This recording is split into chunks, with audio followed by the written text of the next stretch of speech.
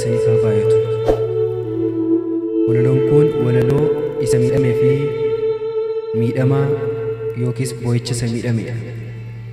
Boo'icha amma yoom?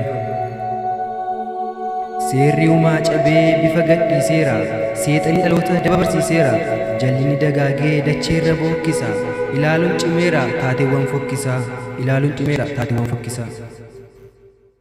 Waaqayyo kan uume nama bifa isaatti, bineensa fakkaatee galeera caakkaatti, jireenyi harkaa badee jiraattiraa ta'ee namoota baay'atu akka baala harca'e. Kaan immoo miidhataa miixuu hiikkaa hin qabne, kan haadhoof hiriyaan isaan qaqqabne, manaaf maatii isaaniin adda faca'anii daandiirra jiraatu maraatuu ta'anii, manaaf maatii isaaniin adda faca'anii daandiirra jiraatu maraatuu ta'anii. Ni barbaadu turanii nagaadhaan jiraachuu, akka hiriyaa isaanis hojjetanii nyaachuu, garuu haalli dachee daranitti ulfaatee abjuu isaan qabanis galaanatu nyaate. Daa'imman danuutu haadhaaf abbaa malee sababii waraanaaf daandii irratti gale.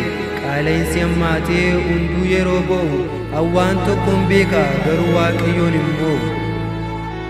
Fakkaachuu danda'a waan Gooftaan callise, madda rakkoo kanaas waan ittuu bal'ise. Callisuun Waaqayyoo turuus deebii qaba, murtii haqaas dabsee hin jallisu innoo hin beeka. Miidhamaa filannee jiraannee jireenya gadadoo, fedha keenyas miti baannee turummadoo, manaaf maatii gaarii jireenya irraa hafa, Waaqni uumaan keenya nuuf kenneera lafa. Garuu maal godhuree carraan komatanii jiraachuu hin dandeenye jireenya qananii, manaaf maatii keenya irraa gargar baanee daandiirra jiraanna qorraaf hambaa taanee, manaaf maatii keenya irraa gargar facaanee daandiirra jiraanna qorraaf hambaa taanee.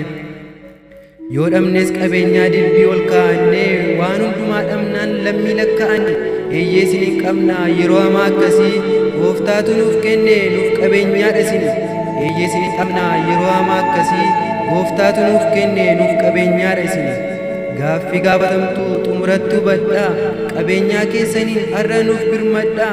Obboleessa kan kee har'a yoo hin deeggerre Gooftaaf maal deebista isoo hin gargaarre. Warra rakkataniif warri qaban dho'a, jireenyatu eeggata ol gubbaa fagoodha. Homaa ittiin hir'isu Waaqni uumaan isaanii, dachaan eebbifama gumbiif kiisiin isaanii. Nu gargaaraa jennaa jireenyamtuu kanaa, haa xiqqaattu malee ni qabdu qabbana. Nuti bo'aa oollaa boo'icha ammayyoome, haadhaaf abbaa dhabee nuti yoome.